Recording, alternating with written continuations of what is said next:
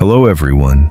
Have you ever spent months, even years, replaying an old argument, a harsh word, or a betrayal in your mind? I want you to imagine this.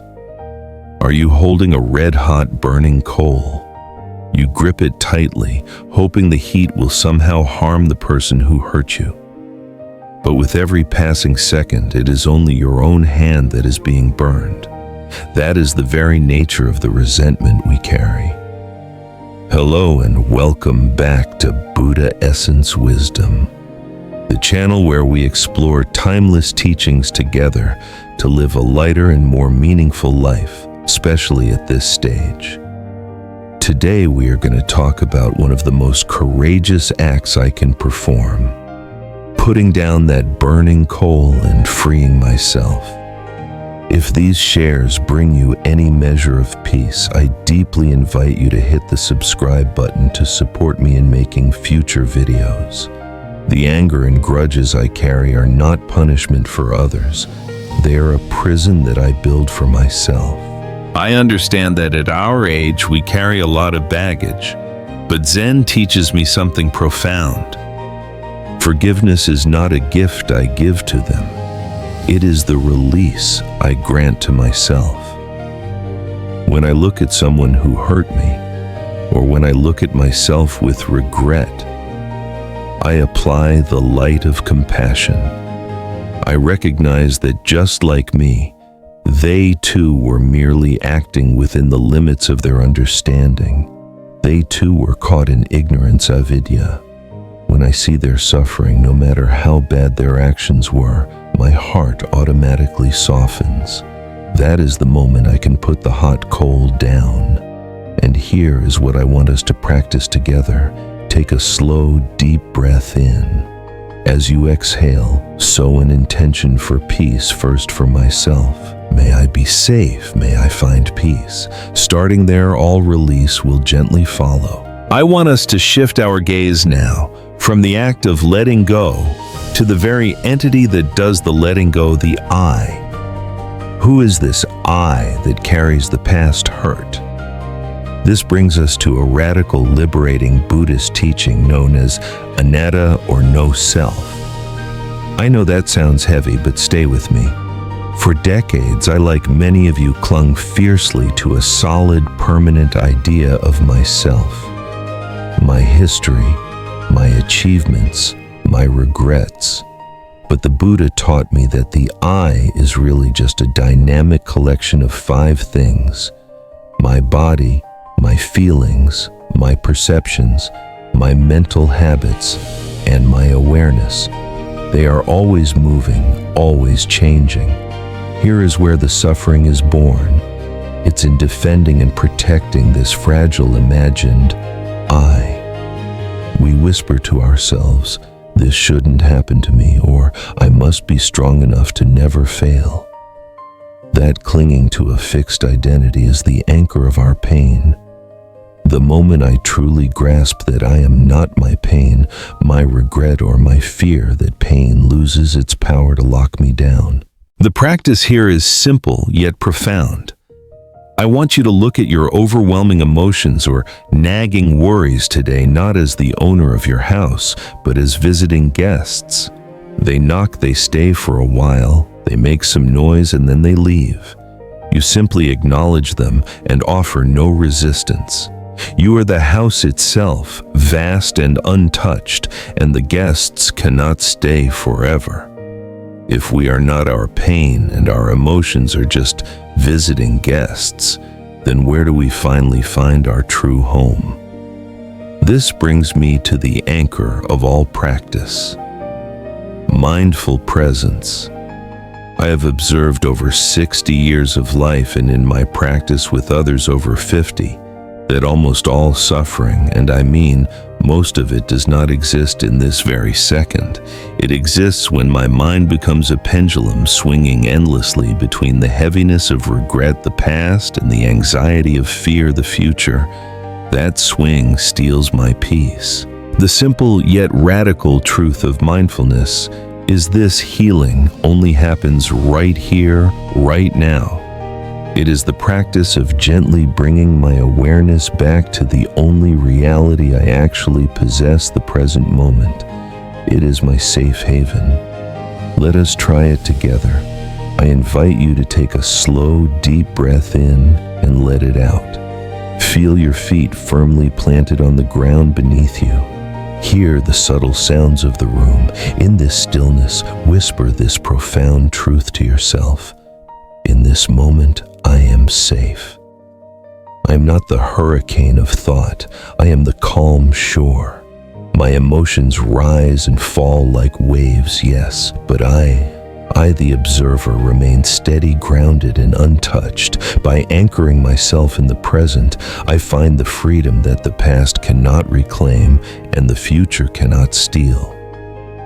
While mindful presence anchors me in the now, it also reveals the nature of that now, and that is anicca, the deep universal truth of impermanence. It may be the hardest truth for my heart to accept. You see, when I was younger, I believed that if something was good, a moment of joy, a relationship, or even my physical health, it should stay frozen in time. When it inevitably changed or ended, my heart felt pain. Not primarily because the thing was gone, but because I resisted the law of change itself. I want you to see this clearly. Change is not a punishment or an act of cruelty. It is simply the rhythm of life. Think of a river. You can step into the same river twice, but the water that touches you is never the same. My emotions, my sorrow, my pain, my joy are like that river. They are always flowing, always shifting. When I fight this flow, I create suffering. But when I accept the flow, I find immense relief. So the next time the ache returns or disappointment whispers in your ear, I invite you to place your hand over your heart, breathe, and remind yourself of this simple ancient wisdom.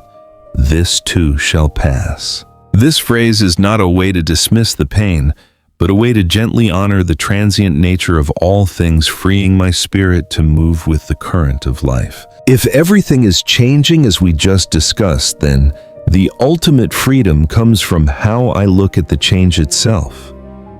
This brings us to a fundamental teaching, the very first step of the Buddha's eightfold path: right view. I want you to ask yourself, am I seeing my life as it truly is or as I wish it were? Right view means I take off the rose-colored glasses of illusion. I stop holding on to the dream that my body, my career, or my relationships should be perfect or permanent. This isn't pessimism, it's the deepest form of realism. It's accepting the wisdom of the Four Noble Truths, that life by its very nature includes dukkha, suffering or dissatisfaction, and the reason for that suffering is my stubborn clinging. When I truly understand this, the battle ends. The struggle I've been fighting for decades, the struggle against reality, simply ceases. I realize that the imperfection, the loss, the heartache, these are not exceptions to the rule of life. They are part of the original design. I am no longer fighting the current. Instead, I put down my weapon, I cease my resistance, and I begin to walk the path of genuine liberation. This shift in perspective is the only way to find peace, even amidst chaos. Once I gain right view, that clear perspective that life is fundamentally imperfect, how do I actually live with that truth? The answer lies in the teaching of non-attachment.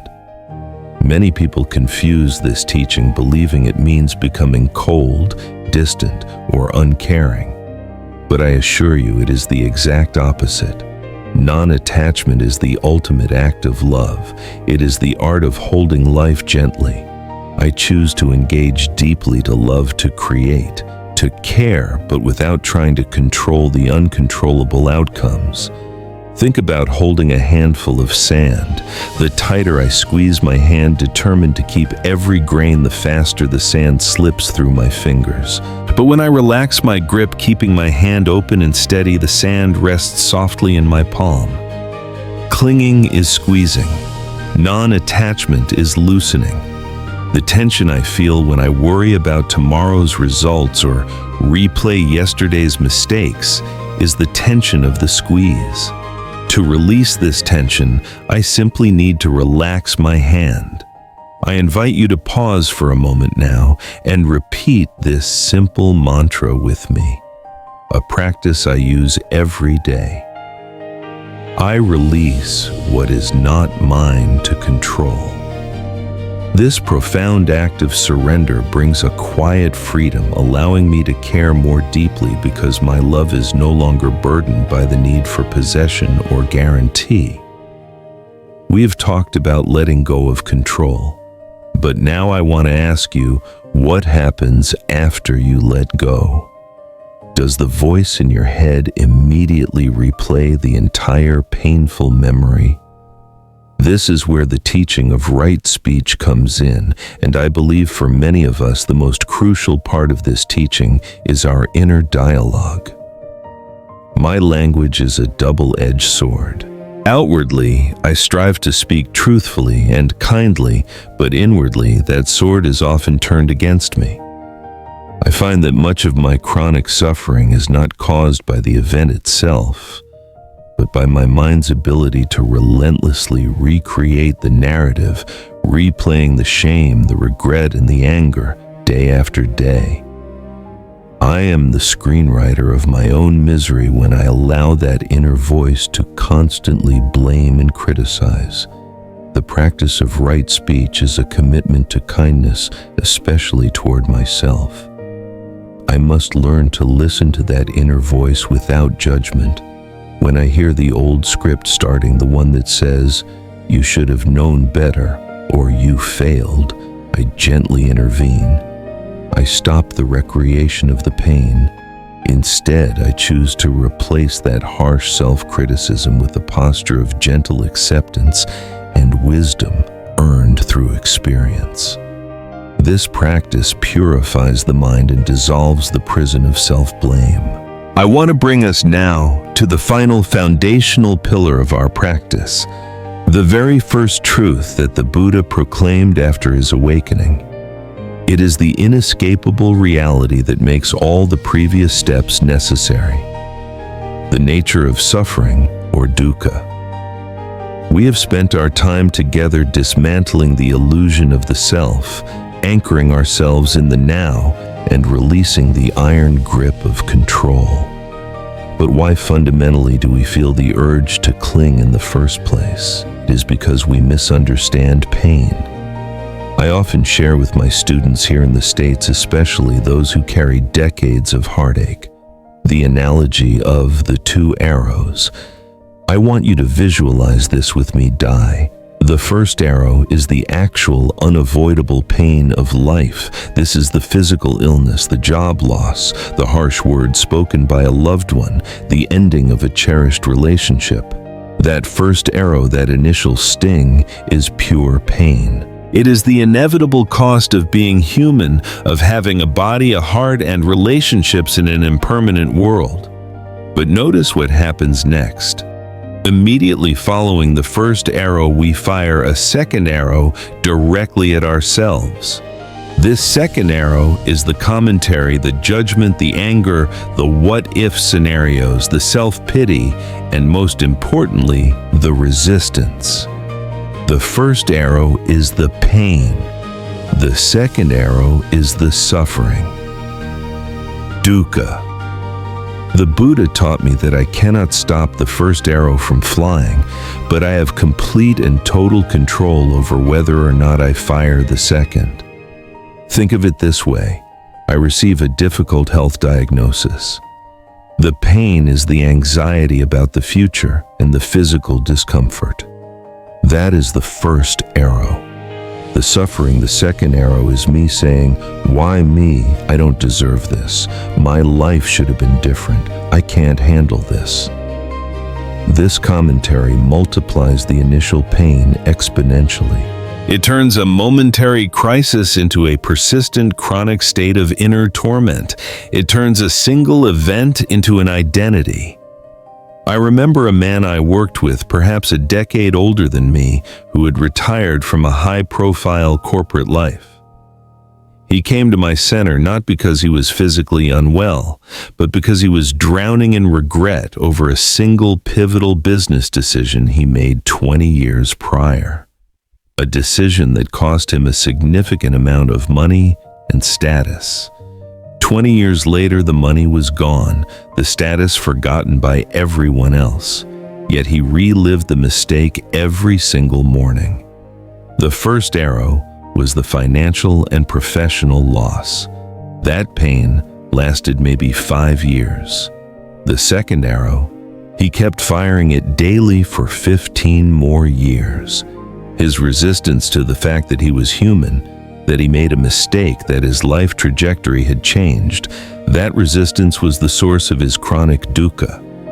He was fighting a war against history, a war he could never win. My dear friends, suffering arises because I wish reality were different than it is. I resist the fact that the flower must wither, the person must leave the body, must age. I resist the fact that I am not in command of the universe. This resistance manifests as clinging to the past. It should have stayed the same, or clinging to a rigid ideal. I should be perfect. The moment I realize I'm fighting an unwinnable battle against the universe's fundamental laws of change and imperfection, I have found the root of dukkha. The path to transformation is profoundly simple. I stop running. For most of my life, my natural instinct was to flee from discomfort. If I felt anxiety, I distracted myself. If I felt regret, I tried to suppress it or cover it up with busyness. But the Buddha showed me that what I resist persists. What I run from gains power over me. Instead of asking, how can I stop hurting, which is an act of resistance, I should ask, what exactly am I clinging to right now? And what is my commentary on this pain?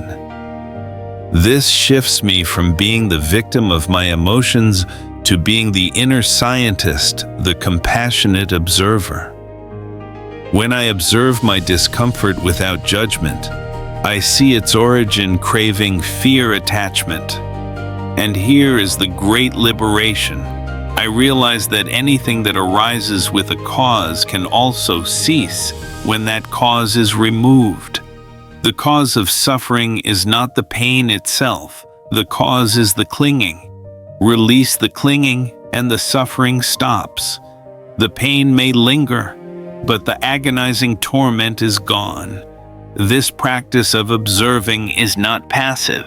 It is the most active thing I can do. It requires me to sit fully with the heat of the emotion, to feel the fire of the second arrow, and yet to refuse to grab the bow and fire it back.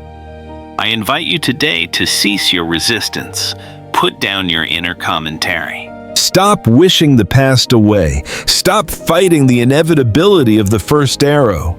Accept that pain is part of the contract of life, but suffering is optional.